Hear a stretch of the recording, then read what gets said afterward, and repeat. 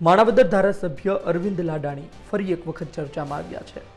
અરવિંદ લાડાણીએ હવે ગુજકો માસૂલના જવાબદાર લોકો સામે સીધી આંગળી ચીંધી છે।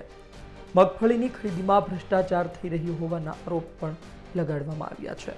સાંભળો। ગુજરાત સરકાર જ્યારે મગફળીની ખરીદી માટે ઓનલાઈન ચાલુ કરેલ ત્યારે માણાવદર તાલુકામાંથી અંદાજિત 6200થી વધુ ખેડૂતોએ મગફળી માટેની ઓનલાઈન કરેલ। ત્યારબાદ જ્યારે સરકાર દ્વારા જે એજન્સીઓ નીમવામાં આવી ત્યારે શરૂઆતમાં માણાવદર તાલુકામાં 2 મંડળીઓને આ ખરીદી માટેની માન્યતા આપેલ। ત્યારબાદ આ ખરીદી બારદાનને કારણે ધીમી ચાલતા અમોએ સરકારશ્રીમાં રજૂઆત કરી અને વધારાની 2 મંડળી ચાલુ કરવાની માગણી કરેલ, જે સરકારે મંજૂર રાખી અને માણાવદર તાલુકામાં કુલ 4 સંસ્થાઓ મારફત મગફળીની ખરીદી ચાલુ કરેલ હતી। જ્યારે વધારાની 2 મંડળીની મગફળી ખરીદી ચાલુ કરવાની થઈ ત્યારે આ બંને મંડળીઓને 600 આસપાસનું મેપિંગ આપી અને ખરીદી ચાલુ થયેલ। આ બંને પાછળની મંડળીઓ જે હતી 3 નંબર અને 4 નંબર એની ખરીદીનું જે મેપિંગ પૂર્ણ થતાં ફરીથી માગણી કરતા ક્રમ નંબર 1 વાળી જે સંસ્થા છે, જે માણાવદર બાંટવા તાલુકા ખરીદ વેચાણ સંઘ તે છે, તેમાંથી મેપિંગ કાપી અને 200 3 અને 4 ને આપેલ। જે 2 નંબરની મંડળી જે છે, જે સંસ્થા ખરીદ કરે છે, આ ક્યાંક ને ક્યાંક ગુજકો માસોલના ડિરેક્ટરના સગાવાલાની મંડળી હોય। આ ગુજકો માસોલના તમામ ચેનલના અધિકારીઓ જિલ્લાથી માંડી અને અમદાવાદ સુધીના તમામ કિનાખોરી રાખી અને જૂનાગઢ જિલ્લાની અંદર ભયંકર ભ્રષ્ટાચાર કરે અને કિનાખોરી।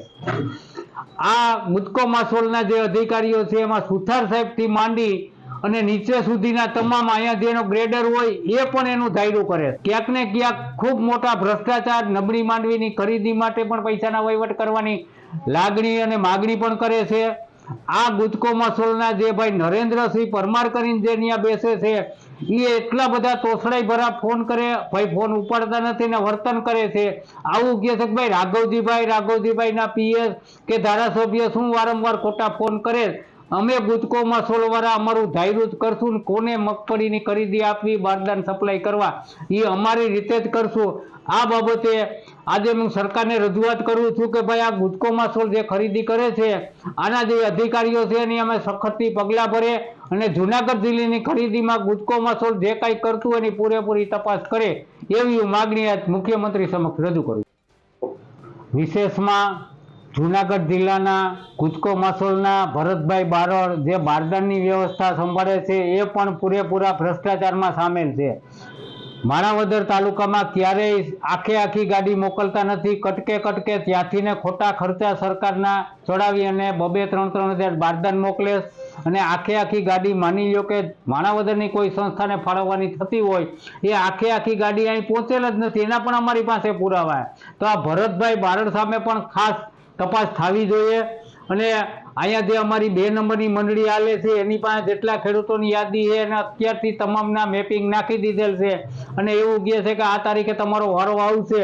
એની પાસે આજની તારીખે 40,000 ઉપર બારદાનનો સ્ટોક છે અને 1 નંબરમાં ઘણા દિવસથી આ ખરીદી બંધ છે, તો ન્યા બારદાનનું ફાળવણું કેમ નથી થતું આ પણ તપાસનો વિષય છે।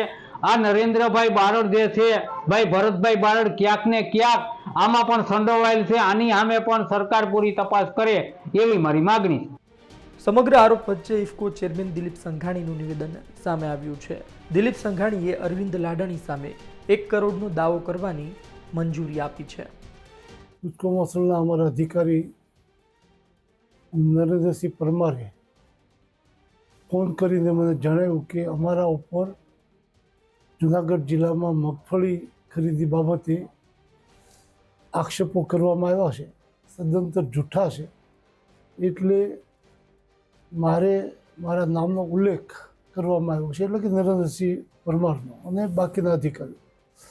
તો આવા ખોટા આક્ષેપો કરીને મને વ્યક્તિગત અને ગુજકો માસોલને જે રીતે બદનામ કરવાનો પ્રયાસ થયો છે, તો એની સામે 1 કરોડનો દાવો કરવો છે તો મને પરવાનગી આપો। કોઈ અધિકારીની વ્યક્તિગત કે ગુજકો માસોલની આબરૂ બદનામ થાય એ રીતે આક્ષેપો થતા હોય ને સત્યતા ન હોય તો એ તપાસવા માટે એમણે કોર્ટ સમક્ષ 1 કરોડનો દાવો કરવાની માગણી કરી અને મેં એની મંજૂરી આપી છે. એટલે હકીકતો જે હશે, હવે જ્યારે અધિકારી આટલા હિંમતપૂર્વક દાવો કરવાની પરવાનગી માગતા હોય તો મને વિશ્વાસ છે કે આજ દિવસ સુધી એક પણ ફરિયાદ, કારણ કે કેન્દ્ર સરકારે 13 લાખ ટન મગફળીની ગુજરાતમાં ખરીદીની છૂટ આપી એ બદલ માન્ય પ્રધાનમંત્રી નરેન્દ્રભાઈ મોદીનો હું ખેડૂત સમાજ વતીને વ્યક્તિગત સહકારી ક્ષેત્રના માધ્યમથી એનો આભાર માનું છું કે એમણે કીધેલું કે ખેડૂતોને 1.5 ગણી કિંમત ટેકાના ભાવથી ખરીદાય એ રીતે હું નિર્ણય કરીશ, અને એવો નિર્ણય કરીને એમણે ગુજરાતના ખેડૂતોના હિતમાં આ નિર્ણય કર્યો. એમાંથી 75% નાફેડને ખરીદી આપી, 25% NCCFને ખરીદી આપી, અને નાફેડની જે ખરીદી હતી એ ગુજકો મહસૂલને મળી. ગુજકો મહસૂલને જે 8 લાખ કરોડ જેટલી ખરીદી કરવાની હતી એમાંથી 7 લાખ જેટલી ખરીદી કરી ચૂક્યા છે. ત્યારે અત્યાર સુધીમાં એક પણ ફરિયાદ આ પ્રકારની આવી નથી. જે દિવસે ખરીદી માન્ય ભૂપેન્દ્રભાઈ પટેલ અને રવિભાઈ પટેલના નેતૃત્વમાં આ બાબતનો નિર્ણય લેવાનો, ગુજકો મહસૂલને આ ખરીદી આપવામાં આવે છે, ત્યારે મેં અપીલ કરી હતી મીડિયાના માધ્યમથી, આપ લોકોના માધ્યમથી, ગુજરાતમાં એક પણ સેન્ટર પર કોઈ પણ પ્રકારની ગેરરીતિ હોય તમારી જાણ કરજો. ગમે એટલા મોટા નેતૃત્વની મંડળી સંકળાયેલી છે તો પણ ક્ષણના વિલંબ કર્યા વિના અમે પગલાં ભરીશું. ત્યારે આક્ષેપો માત્ર કેવા પ્રકારના થયા એ હજી મેં પોતા જોયા નથી.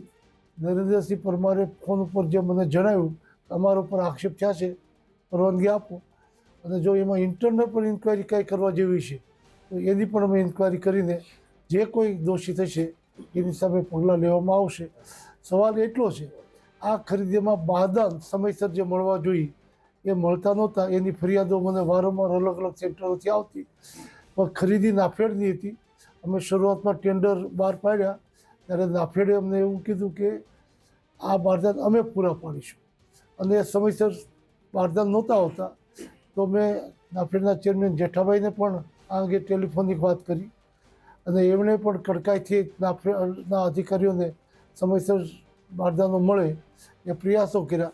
એમાં જે એક અધિકારીની જવાબદારી હતી એમને સસ્પેન્ડ પણ કર્યા, અને ઝડપથી બારદાનો આવે એવો પ્રયાસ એમના તરફથી પણ થયો. પણ જે બારદાનોનું ઉત્પાદન અને માંગ હતી એ પ્રમાણમાં પૂરતા બારદાનો નથી આવ્યા, અને એટલા માટે એ ફરિયાદ હોય તો એમાં કરપ્શન કે ગેરરીતિ ન કહેવાય, કારણ કે નાફેડ તરફથી બારદાનો જ ઓછા આવતા હતા તો સમયસર બારદાનો પૂરા નથી પાડી ગયા. આમ છતાં નિયમિતપણે ખરીદી સમગ્ર રાજ્યમાં કરવામાં આવે છે. રાજ્ય સરકાર પણ એની પર દેખરેખ રાખતી હોય છે એની પાસે ફરિયાદ જાય તો, અને ગુજકો મહસૂલ પણ આ બાબતમાં સાવચેતીપૂર્વક ખરીદી થાય અને કોઈ જગ્યાએ ફરિયાદ ના આવે કોઈ પણ પ્રકારની. હાલ તો ભાજપ ધારાસભ્યના આક્ષેપ વચ્ચે સિસ્ટમ પર સવાલો થઈ રહ્યા છે. જોવું રહ્યું આગળ શું થાય છે. જૂનાગઢથી સંવાદદાતા ભાર્ગવી જોશી અને ગાંધીનગરથી સંવાદદાતા દુર્ગેશ મહેતાનો અહેવાલ, ગુજરાત તક.